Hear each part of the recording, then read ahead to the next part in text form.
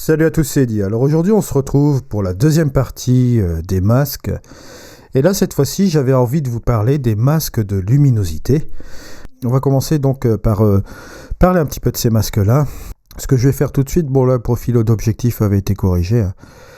Je vais revenir dans le ton et couleurs, juste un peu comme ça.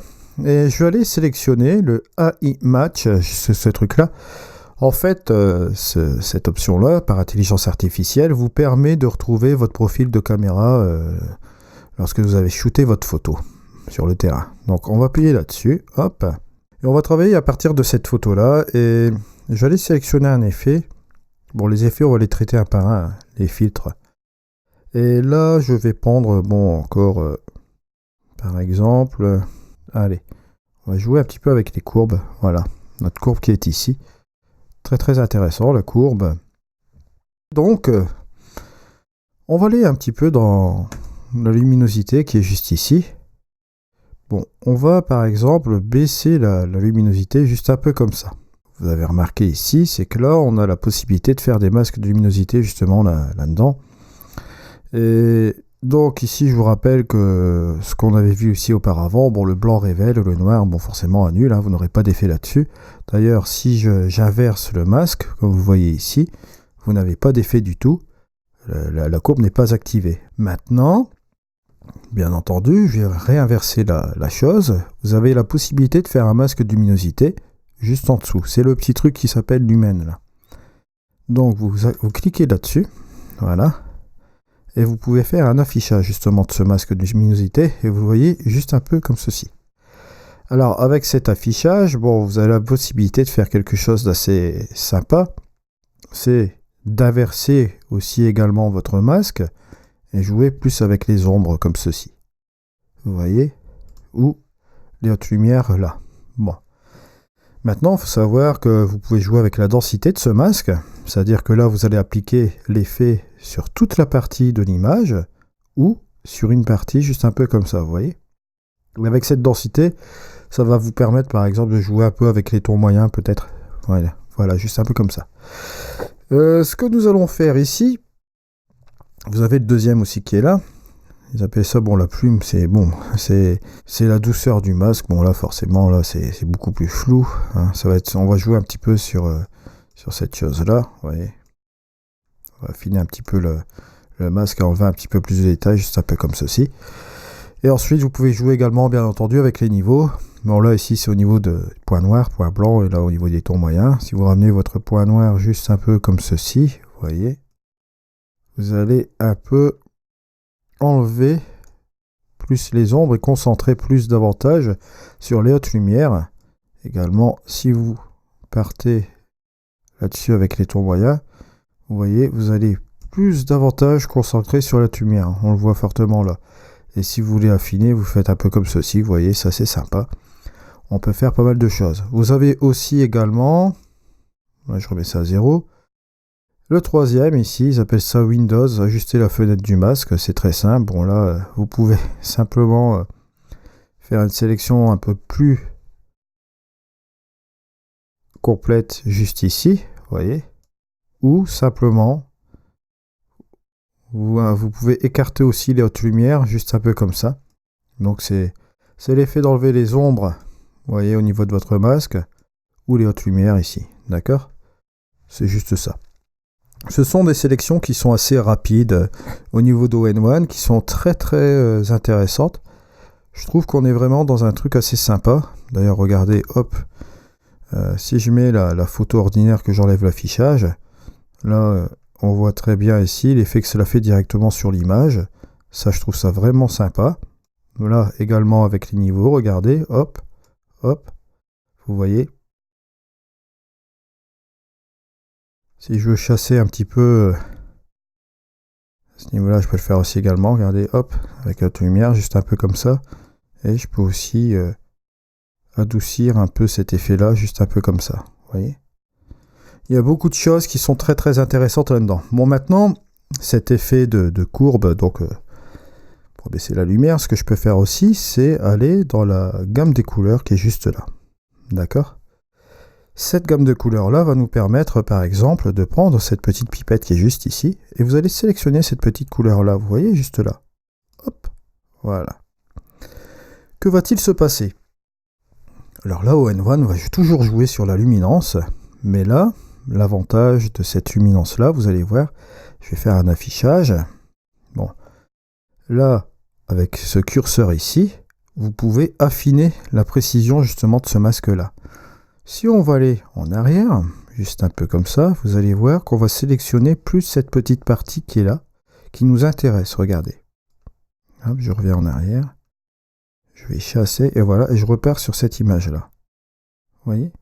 Si je le fais en affichage ordinaire, regardez, on va appliquer forcément cette courbe, donc c'est cette baisse de luminosité, hein, forcément. Mais de manière, on va dire, optimale par rapport à la couleur, vous voyez, juste ici comme ça. Si on le remet comme ceci, bon, ça fait l'image ordinaire, vous le voyez bien. À l'intérieur de ce petit carré-là, on peut même l'afficher juste ici. On va avoir tendance à sélectionner davantage ceci, vous voyez. Si je reviens là, regardez, hop, on sélectionne plus les nuages. Je reviens ici, on a notre petite sélection qui est là. On peut même affiner avec sa densité, regardez. Au niveau du masque, ça fait un effet encore plus sympa.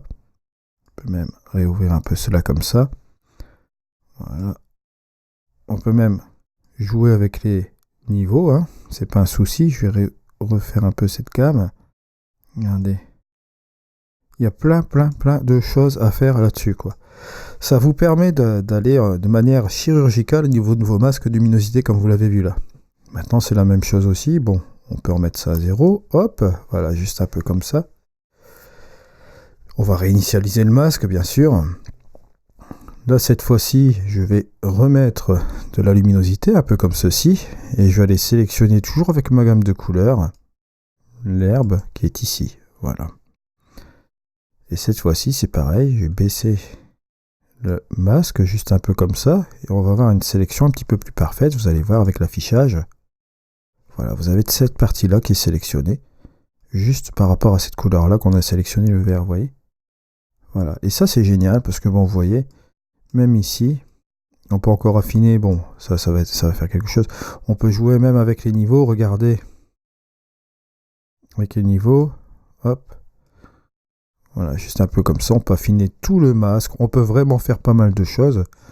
Par exemple, là, j'ai joué sur cette luminosité, bien sûr, mais on pourrait, par exemple, ajouter peut-être un petit peu plus de magenta ou bien plus de vert, juste un peu comme ça.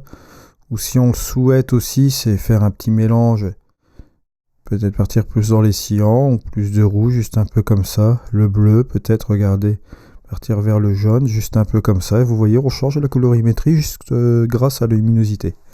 Juste un peu comme ça. Et ça, c'est vraiment pas mal. C'est un gros avantage parce que si vous voulez ajouter un autre filtre, par exemple, encore toujours cette petite courbe, vous voyez, vous pouvez traiter par exemple les nuages. Voilà, on va traiter cette partie nuage qui est ici. Par exemple, je vais prendre la pipette là qui est là avec une gamme de couleurs. On va pas s'embêter. Je vais prendre cette partie là peut-être, voilà. Et je vais ajuster cette gamme de couleurs juste un peu comme ça. Bon, si je fais un affichage, regardez, ce qui est pas trop mal. On va peut-être exclure grâce au niveau. Le niveau, c'est un petit peu comme dans Photoshop. Si on reprend un peu le même esprit avec ON1. Et là, vous voyez, au niveau de la sélection, c'est assez sympa parce que bon, on peut retirer par exemple à l'aide du curseur ici une sélection un peu plus sympa. On peut enlever de plus en plus de zones d'ombre, vous voyez.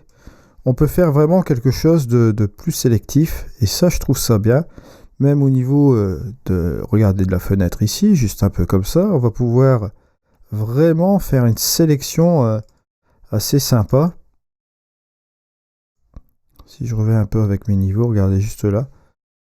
Donc là, le blanc, comme on dit toujours, ce sera affecté. Donc on a aussi l'avantage aussi également, après grâce à cela, vous mettez l'affichage juste comme ceci. Et regardez ce que vous pouvez faire. Vous pouvez tout simplement baisser un peu la luminosité de certains endroits. Juste un peu comme ça. Maintenant, rien ne vous empêche, si vous voulez enlever une partie, bon, j'ai enlevé la gamme des couleurs, là, par exemple, enfin, je vais laisser la gamme des couleurs. Bon, là, vous pouvez enlever, par exemple, avec le petit moins, certaines parties. Vous voyez, juste un petit peu là. Vous voyez des trucs qui sont pas nets au niveau du masque. Vous voyez, possibilité de l'enlever là. Allez, hop. Voilà, il y a des parties. Vous avez toujours la possibilité de faire quelque chose d'assez sympa, comme ceci. Bon, bien sûr, si c'est un petit peu trop comme ceci, hop.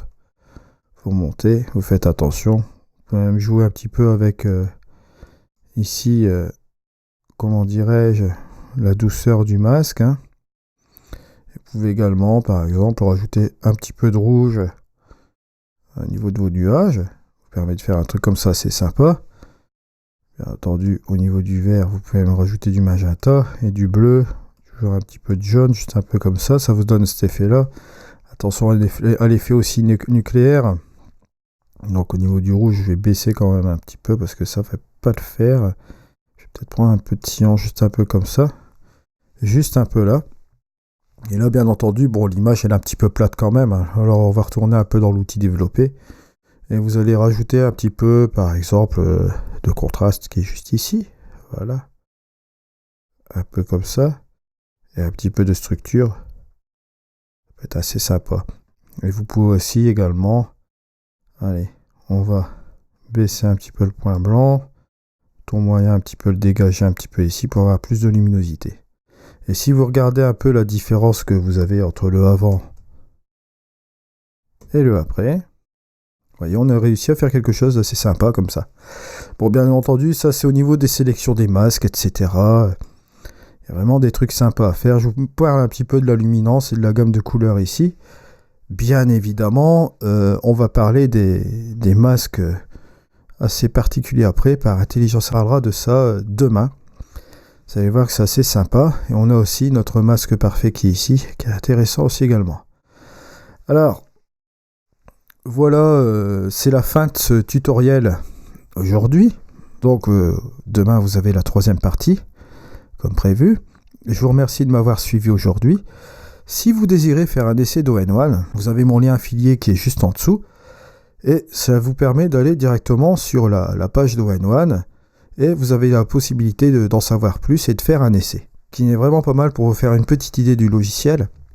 Et c'est ce que je conseille d'ailleurs. Tous les liens que vous voyez dans ma description sont des liens dont vous pouvez télécharger une version d'essai. Et ça, je trouve que c'est très très intéressant pour vous faire une petite idée justement là-dessus. À ce niveau-là, donc, si ce logiciel vous intéresse aussi éventuellement, et vous désirez faire l'achat, je vous rappelle par ailleurs que vous avez mon coupon code EDIKINOL qui vous permet d'avoir une réduction de 15%, ça peut être aussi sympa pour vous. Moi, en contrepartie, ça me permet d'avoir une petite commission en même temps. Je vous rappelle toujours que ça ne change en rien à votre prix final. Bien au contraire, ça vous permet de gagner un petit prix grâce à mon coupon code. Voilà, ça c'était juste un petit rappel comme ça. Je vous ai aussi également mis mon lien PayPal, comme d'habitude, si vous souhaitez soutenir mon travail et ma chaîne pour l'évolution de cette chaîne. Par avance, je vous remercie. Voilà. Je vous remercie énormément pour vos likes, pour vos commentaires, pour vos inscriptions à la chaîne. Allez, au revoir.